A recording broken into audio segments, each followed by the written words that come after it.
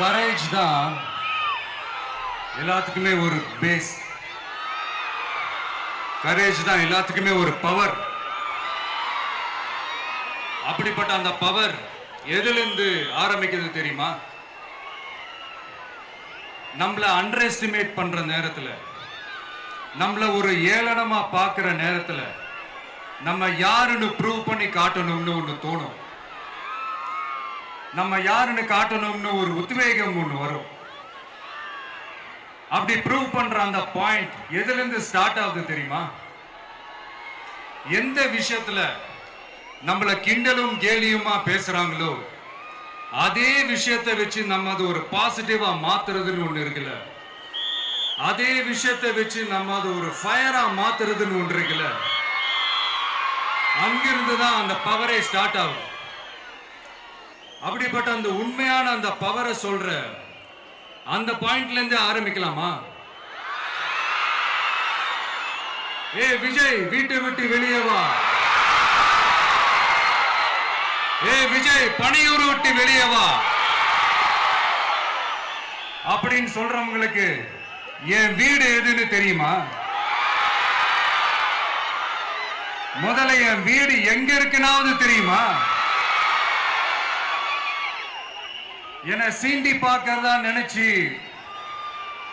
கிண்டலும் கேலியுமா பேசுறவங்களுக்கு நான் சொல்றேன், இந்த தமிழ்நாடு தமிழ்நாடுன்னு சொல்றாங்களே அது மத்தவங்களுக்கு வேணா ஸ்டேட்டா இருக்கலாம், ஆனா என்ன பொறுத்த வரைக்கும் என் தாய் நாடான தமிழ்நாடு தான் என் வீடு.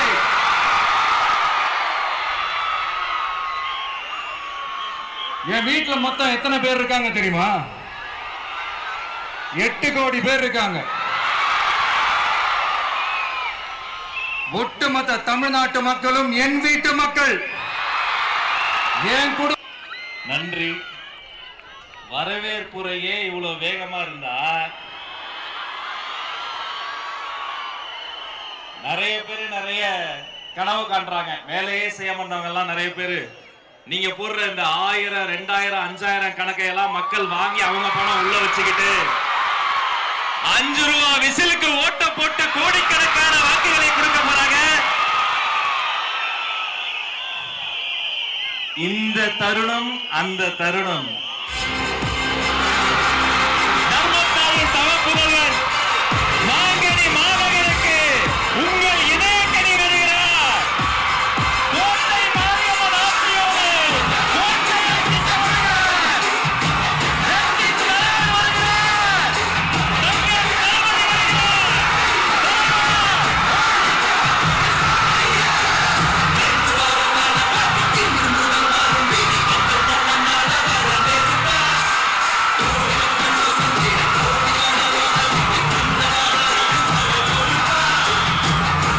ஓட்டு கேட்டு மட்டுமே வரல, உங்ககிட்ட நீதி கேட்டும் வந்திருக்கிற. ஆக்சுவலா உங்களுக்காக நீதி கேட்கறதுக்காக தான் நான் அரசியலுக்கே வந்தேன். ஆனா இன்னைக்கு நான் உங்ககிட்ட நீதி கேட்கறதுக்காக வந்திருக்கிறேன். இந்த விஜய் என்னங்க தப்பு பண்ணா? தன்னை நேசிச்ச தன்னுடைய மக்களுக்காக அரசியலுக்கு வந்தா அது ஒரு தப்பா?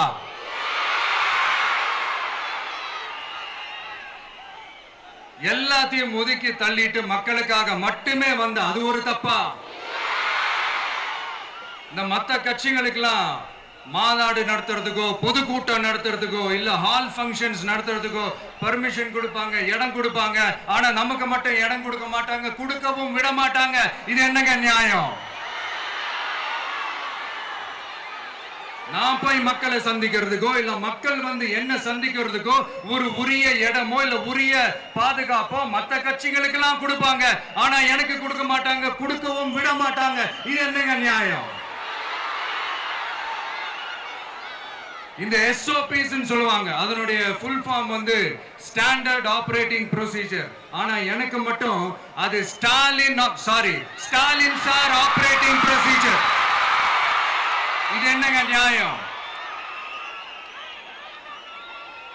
இந்த விஜய் உண்மையானவன்றது உங்க எல்லாருக்குமே தெரியும். நமக்கு எதிராக சதி செய்யறது யாரு, நமக்கு எதிராக சூழ்ச்சி செய்யறது யாரு, நமக்கு எதிராக பழி போடுறது யாரு, யாரெல்லாம் ஒன்னா சேர்ந்து இதெல்லாம் செய்யறாங்கன்றது உங்க எல்லாருக்குமே நல்லா தெரியும்.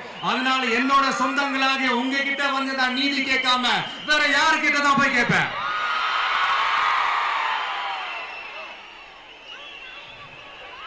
செல்ஃபே எடுக்காத ஒரு கூட்டணி கணக்கு, செல்ஃபே எடுக்காத ஒரு அறத பழைய அரித்மெட்டிக் கணக்கு, இதெல்லாம் வேலைக்கே ஆகாது. ஆணித்தரமா அடிச்சு சொல்றேன். அப்புறம் இந்த காசு கொடுத்து ஓட்டு வாங்கிடலாம்னு கனவு காண்றாங்கல்ல, அதுவும் இந்த விஜய் வந்ததுக்கு அப்புறம் நடக்கவே நடக்காது. வண்டி வண்டியா கொண்டாந்து கூட்டுவாங்க. 1000, 2000, 3000, 4000, 5000 சாமி மேல சத்தியெல்லாம் வாங்குவாங்க. அப்படிதான் இத்தனை வருஷமா உங்களை ஏமாத்தி இருக்கிறாங்க. வாங்கிக்கங்க, சந்தோஷமா வாங்கிக்கங்க. எல்லாம் உங்க பணம் தான். வாங்கிக்கிட்டு அவங்க காதிலேயே விசில ஊதி அனுப்புங்க. எப்படி? அவங்க செவிலே விசில ஊதி அனுப்புங்க.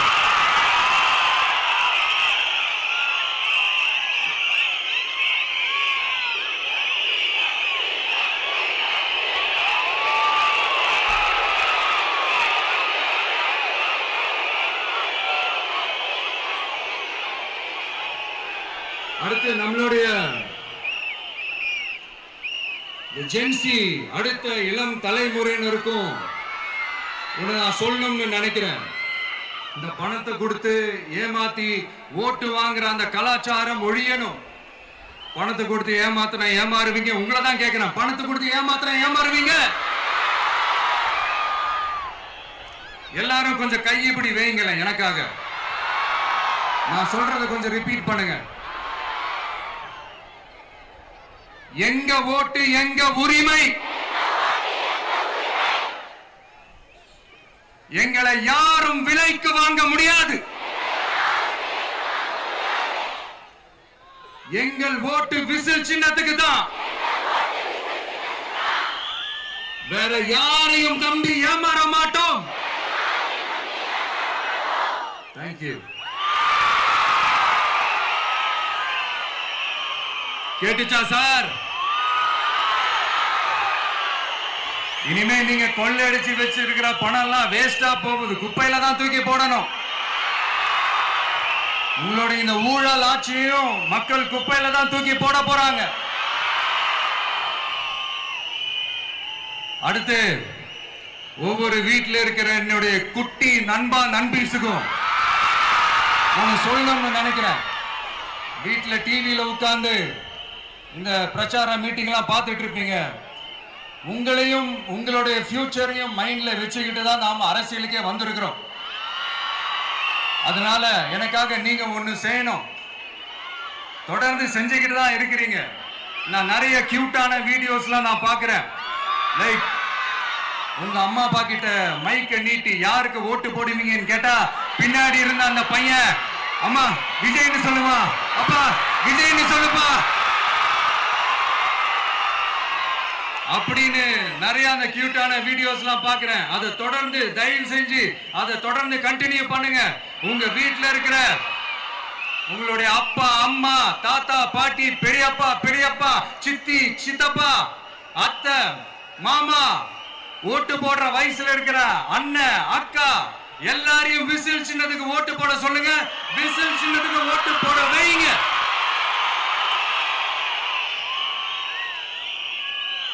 இந்த தேர்தல் நெருங்கிற இந்த நேரத்தில் பொலிட்டிக்கலா ஸ்பீக்கிங் டு த பாயிண்ட் ஒரே ஒரு விஷயம் நான் சொல்லணும். நாங்க அரசியலுக்கு வந்தது எந்த கட்சியும் ஒழிக்கிறதுக்கோ அழிக்கிறதுக்காகலாம் நாம் அரசியலுக்கு வரல. யார் மேலேயும் தனிப்பட்ட ஒரு வன்மமோ இல்ல தனிப்பட்ட கோபமோ அப்படிலாம் யார் மேலேயும் கிடையாது. இந்த மத்தவங்க மாதிரி இந்த வெறுப்பு அரசியல் பண்றதுக்காகலாம் நாம அரசியலுக்கு வரல. அரசியல் ரீதியா நம்மளுடைய எதிரிகள் யாருன்னு டிக்ளேர் பண்ணிட்டு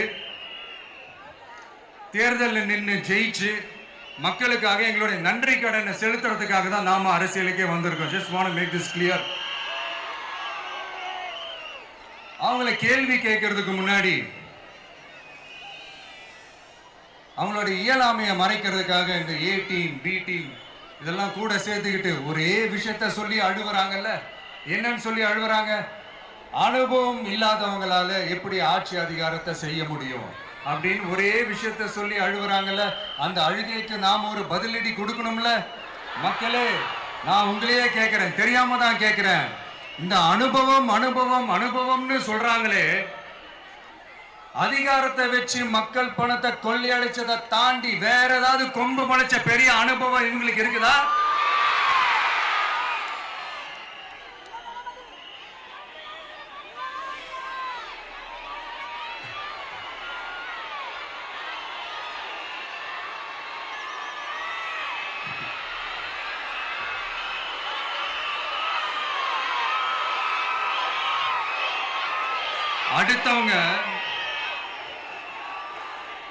அடுத்தவங்க ஆரம்பிச்ச அரசியல் கட்சியில அடுத்தவங்களுடைய அட்ரஸ்ல அரசியல்வாதிகளா இருந்துட்டு இருக்கிற இவங்க எல்லாருக்கும் ஒரு சவால். என்ன மாதிரி தனியா என்ன மாதிரி சொந்தமா ஒரு கட்சி ஆரம்பிச்சு 1% அட்லீஸ்ட் 1% வாக்கு வாங்கி காட்டுற அந்த தில் இருக்குதா, திராணி இருக்குதா? 30 வருஷமா மக்கள் இயக்கமா இருந்து இன்னைக்கு மிகப்பெரிய ஒரு அரசியல் கட்சியா வளர்ந்து இந்த கூட்டணி கட்சிகள் மட்டுமே நம்பி இருக்கிற 75 வருஷ கட்சி 50 வருஷ கட்சின்னு இன்னைக்கு ஆட்சி அதிகாரத்தில் இருந்துட்டு இருக்கிற இவங்க எல்லாரையும் மீறி இன்னைக்கு களத்துல தனியா நின்னு இந்த 2 வருஷத்துல முதன்மை சக்தியா வளர்ந்து 30% தாண்டி இன்னைக்கு மக்கள் ஆதரவை பெற்றிருக்கிற நமக்கு அனுபவம் இல்லையா? Presenting the Vijaya Ravi Mahal Grand Wedding Reception Offer. Book now for an exclusive discount. Limited time only. உங்களுடைய அனுபவம் என்னன்னு சொல்லட்டுமா? கட்சி ஆரம்பிச்ச அண்ணாவை மறந்தது, கட்சி ஆரம்பிச்ச எம்ஜிஆர் அவர்களை மறந்தது, கட்சியை வளர்த்த ஜெயலலிதா மேடம் அவங்களை மறந்தது. இவங்க எல்லாரும் சொன்ன விஷயங்கள், பேசின விஷயங்கள், எதையெல்லாம் ஃபாலோ பண்ணணும்னு சொன்ன விஷயங்கள் எல்லாத்தையும் மறந்தது. இவங்களுக்கு நமக்கு அனுபவம் இல்லையா? நமக்கு அனுபவம் இல்லதான். கொள்ளை அடிக்கிறதுலாம் எங்களுக்கு அனுபவம் இல்லதான். அதெல்லாம் எங்களுக்கு சுட்டு போட்டாலும் வராது. இந்த கொள்கையை பேருக்கு மட்டும் வச்சுக்கிட்டு நேரடியா சரண்டர் ஆகிறது, மறைமுகமா சரண்டர் ஆகிறது, இந்த மாதிரி அனுபவம் நமக்கு இல்லதான். அதுவும் நமக்கு சுட்டு போட்டாலும் வராது. மக்களை நேசிக்கிற நல்ல குணம் இருந்தா போதும்யா. நல்ல சூப்பரான ஒரு நல்லாட்சி கொடுக்கலாம். நல்லாட்சி கொடுக்கிறதுக்கு மெத்த படிச்ச மேதாவிகளா இருக்கணும்லாம் ஒன்னும் அவசியம் இல்ல. காமராஜர் அவர்கள் மாதிரியோ எம்ஜிஆர் அவர்கள் மாதிரியோ மக்கள் சக்தியின் துணையால, மக்கள் மேல அக்கறையா இருக்கக்கூடிய நல்ல அதிகாரிகளின் துணையால சூப்பரான ஒரு நல்லாட்சி என்னால கொடுக்க முடியும், செஞ்சு காட்டுறேன்.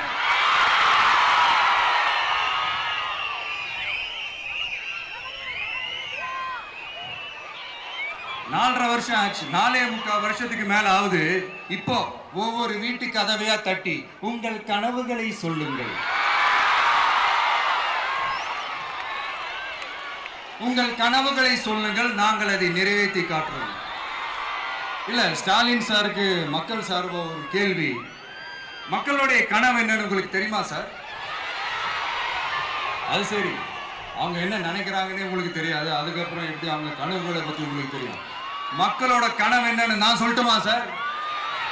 2019, 2021, 2024 இந்த 3 தேர்தலையும் மக்கள் உங்களுக்கு வாக்களிச்சதுக்கு காரணம் நீங்க மக்களுக்கு ஏதாவது நல்லது செய்வீங்கன்னு நம்பிதான். ஆனா நீங்க மக்களுக்கு கொடுத்த பரிசு மக்களுக்கு பாதுகாப்பே இல்லாத மக்கள் விரோத ஆட்சி. அந்த மக்கள் விரோத ஆட்சியை அகற்றிட்டு அந்த இடத்தில் தமிழக வெற்றி கழகத்தை ஆட்சி பீடத்தில் அமைக்கணும் அப்படின்றதுதான் மக்களுடைய ஒரே கனவு. இந்த மக்கள் விரோத திமுக அரசை நிலைக்க கூடாது அப்படின்றதுதான் மக்களுடைய ஒரே கனவு. 100% தூய சக்தி டிவிக்கு ஆட்சி அமைக்கும். அதுல உங்களுடைய கனவுகள், உங்களுடைய ட்ரீம்ஸ் எல்லாமே ஃபுல்ஃபில் ஆகும், நிஜமாகும்.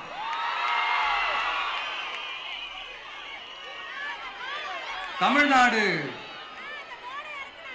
எப்பவுமே டெல்லிக்கு அவுட் ஆஃப் கண்ட்ரோல் அப்படின்ட்டு ஸ்டாலின் சார் அடிக்கடி சொல்லுவாங்க. ஸ்டாலின் சார் எது எதுலலாம் அவுட் ஆஃப் கண்ட்ரோல் இப்ப நான் கொஞ்சம் சொல்லட்டுமா? முதல்ல சட்டம் ஒழுங்கெல்லாம் அவுட் ஆஃப் கண்ட்ரோல்,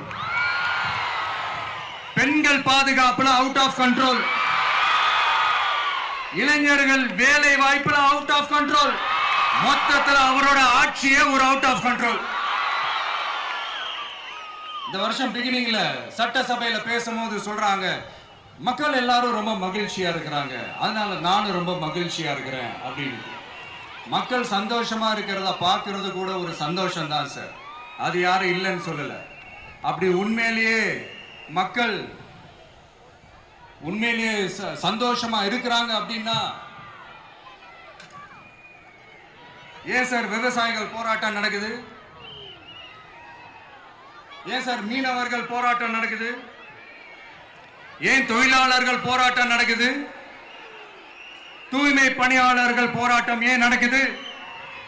அங்கன்வாடி ஊழியர்கள் போராட்டம், செவிலியர்கள் போராட்டம், மருத்துவர்கள் போராட்டம், மாற்றுத்திறனாளிகள் போராட்டம், அரசு ஊழியர்கள் போராட்டம், ஆசிரியர்கள் போராட்டம், இடைநிலை ஆசிரியர்கள் போராட்டம், பகுதி நேர ஆசிரியர்கள் போராட்டம். இதெல்லாம் உங்க ஆட்சியில மக்கள் மகிழ்ச்சியா இருக்காங்கன்றதுக்காக நடக்கிற போராட்டமா சார்? எனக்கு தெரிஞ்சு மக்கள் சந்தோஷமா இருக்கிறாங்கன்னா பொங்கல் வச்சு கொண்டாடுவாங்கன்னு கேள்விப்பட்டிருக்கிறேன். உங்க ஆட்சியில தான் போராட்டம் நடத்தி அவங்களுடைய மகிழ்ச்சியை வெளிப்படுத்துறாங்கன்னு நினைக்கிறேன். இன்னும் தீரவே தீராத பிரச்சனைகள்னா இருக்கிற இடம் பிரச்சனை, பார்க்கிற வேலை பிரச்சனை, பண்ற தொழில் பிரச்சனை, விலைவாசி பிரச்சனை, தண்ணி பிரச்சனை, பஸ் வசதி இல்லைன்ற பிரச்சனை, ரோடு சரி இல்லைன்ற பிரச்சனை, ஆஸ்பத்திரி சரியா இல்லைன்ற பிரச்சனை. இப்படி எல்லாம் ஒரு அடிப்படை விஷயங்களே பிரச்சனையா இருந்தா அப்போ ஆளுங்கட்சின்னு ஒண்ணு எதுக்குதான் இருக்கிறாங்க அப்படின்னு தானே மனசுல தோணும் மக்களுக்கு. ஆட்சிக்கு வர்றதுக்கு முன்னாடி தான் பொய்யா அடிச்சு விட்டீங்க, இப்ப ஆட்சியை விட்டு போகும்போது கூட பொய்யா பேசுறீங்களே சார், என்ன சார் இது? மாத்தி மாத்தி பேசுறதுல நீங்க வேற லெவல் தான் சார்.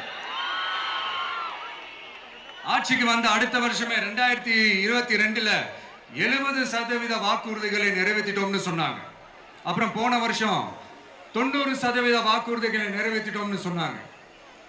அப்புறம் இந்த வருஷம் 505 வாக்குறுதிகளை 404 வாக்குறுதிகளை நிறைவேற்றிட்டோம், கிட்டத்தட்ட ஒரு 80% வாக்குறுதிகளை நிறைவேற்றிட்டோம்னு சொன்னாங்க.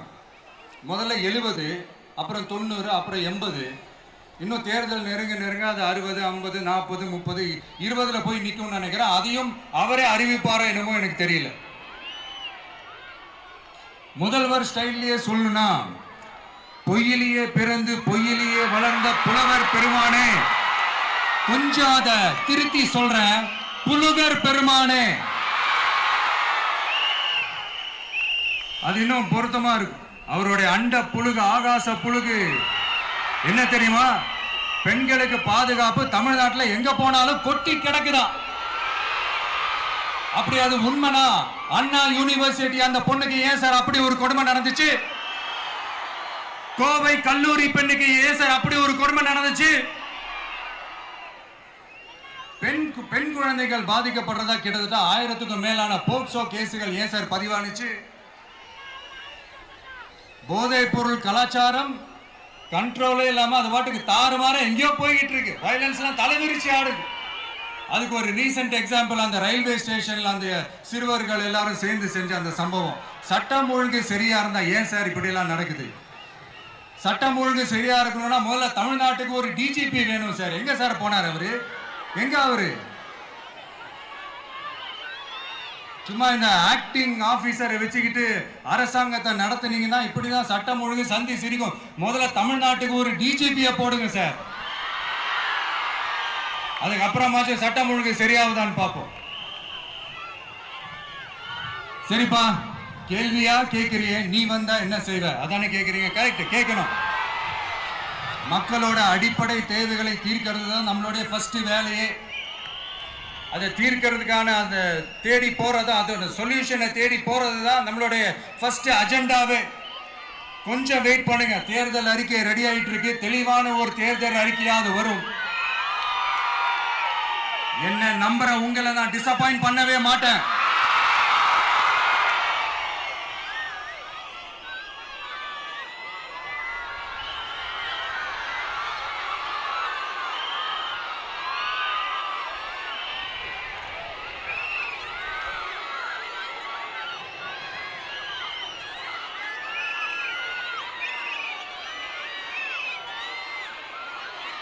இந்த சும்மா ஆட்சிக்கு வரணும்ன்றதுக்காக இந்த நடைமுறைக்கு சாத்தியமே இல்லாத இந்த மாதிரி விஷயங்கள் எல்லாம், வாக்குறுதிகளை நான் என்னைக்குமே கொடுக்கவே மாட்டேன். அதே மாதிரி ஆட்சிக்கு வந்ததுக்கு அப்புறம் கூட அவங்க அது தரல, இவங்க இது தரல அப்படின்லாம் பம்மிக்கிட்டு இல்லாம உங்களுக்காக எந்த எக்ஸ்ட்ரீமுக்கும் போய் நான் போராடவும் தயாரா இருக்கிறேன். அதனால நான் மறுபடியும் இதை நான் ரிப்பீட் பண்றேன். இவ்வளவு நாள் இதை நான் மட்டும் தான் சொல்லிக்கிட்டு இருந்தேன். இப்ப களமே சொல்லுது, ரெண்டே ரெண்டு பேருக்கு நடுவுல தான் போட்டியே.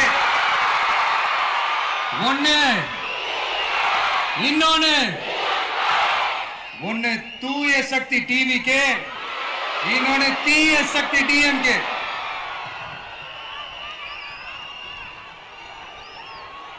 இப்ப நம்ம இந்த எலெக்ஷன் விஷயத்துக்கு வருவோம். விஜய் என்னப்பா இவரை மட்டும் தான் எதிர்க்கிறாரு, இவங்களை எதிர்க்க மாட்டேன்றாரு, அவங்கள பத்தி எதுவுமே சொல்ல மாட்டேங்கிறாரு. இல்ல நான் கேட்கிறேன், இது யாருக்கான எலெக்ஷன்? தமிழ்நாடு சட்டசபைக்கான ஒரு தேர்தல். இப்ப இங்க யார் ஆட்சியில் இருக்கிறா? யாரு பொய்யா வாக்குறுதிகளை கொடுத்து மக்களை ஏமாத்துறது? யாரு மக்கள் விரோத ஆட்சியை நடத்துறது? அப்ப இங்க யாரை அகற்றணும்? இந்த மக்கள் விரோத திமுக அரசை அகற்றணும்னா நம்ம யாரை எதிர்க்கணும்? எதுக்கு தேவையில்லாம பல முறை மக்கள் ஆல்ரெடி டிலீட் பண்ணவங்களை எதுக்கு நம்மளுடைய கான்சென்ட்ரேஷன், நம்மளுடைய டார்கெட் திமுகன்றப்போ டார்க்னஸ் குள்ள எதுக்கு கல்லெறியணும்? இங்க மக்களை விரும்புற விஜய் வேணுமா, இல்ல மக்கள் விரோத ஆட்சி நடத்துற ஸ்டாலின் சார் வேணுமா? அவ்வளவுதான் இந்த தேர்தலே. இதுக்கு நடுவுல வேற யாருமே கிடையாது. புரியுதுங்களா உங்களுக்கு? என் நெஞ்சில் குடியிருக்கும் சேலம் மக்களே,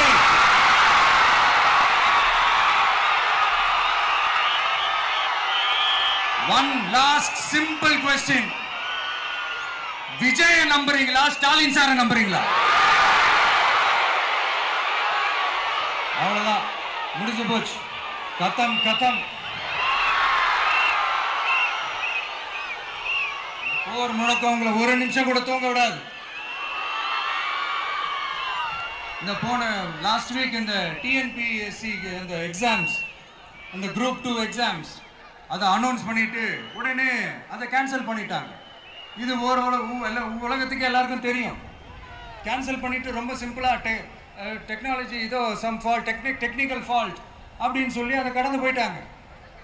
இத்தனை வருஷமா ராத்திரி பகலமா கஷ்டப்பட்டு படிச்சு எப்படியாவது நமக்கு அந்த வேலை கிடைக்காதான்னு அந்த எக்ஸாம்ஸை ஃபேஸ் பண்ண வந்த நம்மளுடைய தம்பி தங்கைகள் எவ்வளவு ஒரு மன உளைச்சலுக்கு ஆளாயிருப்பாங்க. அது யாராவது யோசிச்சு பார்த்தீங்களா? ஒரு எக்ஸாம்ஸை ஒழுங்கா நடத்த தெரியல, இதுல உலக நாடுகளோட போட்டி போடுறாங்களாம்.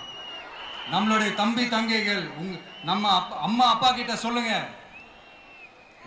யாரும் தைரியம், எல்லாரும் தைரியமா இருங்க. வரப்போறது உங்க ஆட்சி, நம்ம ஆட்சி.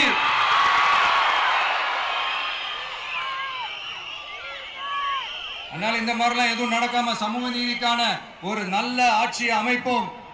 இளைஞர்களின் வேலை வாய்ப்புகளை மனசுல வச்சுக்கிட்டு டிரான்ஸ்பரண்டா அதுக்கான ஒரு தீர்வை காணுவோம். நான் விக்கிரவாண்டி மாநாட்டில் பேசும்போது ஒரு பொலிட்டிக்கல் பாம் ஒன்னு சொன்ன ஞாபகம் இருக்கா? ஆட்சியிலையும் பங்கு அதிகாரத்திலையும் பங்குன்னு ஒன்னு சொன்னேன். இப்போ அந்த பொலிட்டிக்கல் பாம் எல்லா கூட்டணியிலையும் வெடிச்சுக்கிட்டு இருக்கு, தாறுமாற வெடிச்சுக்கிட்டு இருக்கு. ஸ்டாலின் சார்லாம் பதறாரு.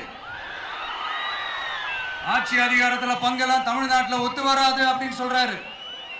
அவங்கள பொறுத்த வரைக்கும் ஜெயிக்கிறதுக்காக மட்டும்தான் கூட்டணி, மற்ற எல்லாத்துக்குமே அவங்க தனி அணி, அவங்க மட்டுமே ஒரே அணி. வெல்வோம் ஒன்றாக, ஆனா வரும் வெல்த் எல்லாம் பார்ப்போம் தனியாக. அந்த வெல்வோம் ஒன்றாக என்றது இதுதான் அந்த சீக்கிரட்டே. புரிய வேண்டியவங்களுக்கு நல்லா புரியும் நினைக்கிறேன்.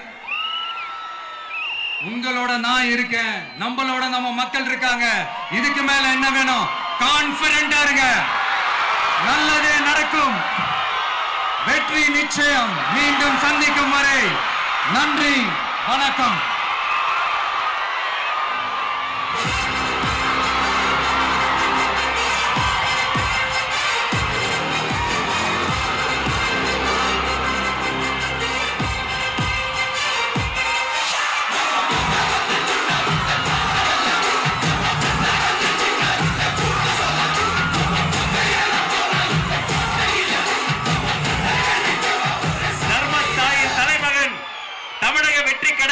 தலைவர் வெற்றி தலைவர் அவர்களுக்கு சேலம் கழக மாவட்ட செயலாளர்கள் உங்கள் சார்பில் நிறைவு பரிசு வழங்க மேடைக்கு வருகிறார்கள்.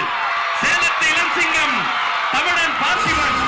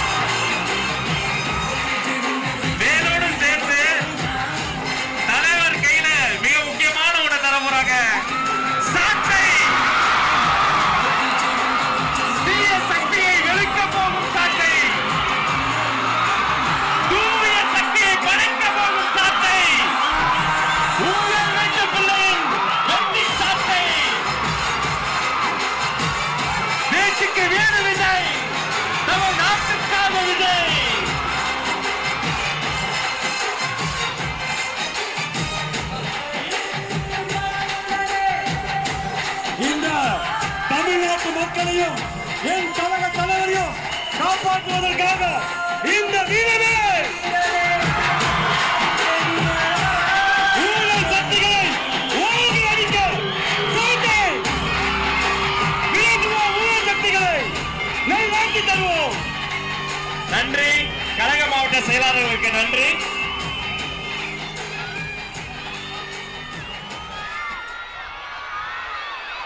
மாவட்ட செயலாளர்களுக்கு நன்றி. தமிழக வெற்றி கழகத்தின் கொள்கை பொதுச் செயலாளர் டாக்டர் கேஜி அருண்ராஜ் ஐஆர்எஸ் அவர்கள் மாங்கனி மாநகரில் வெற்றி செங்கோலை பரிசாக தருகிறார்.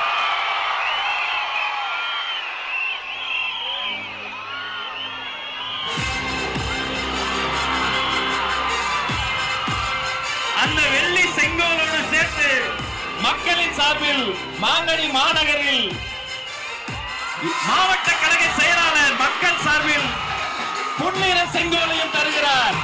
இரட்டை செங்கோல், இரட்டை போராட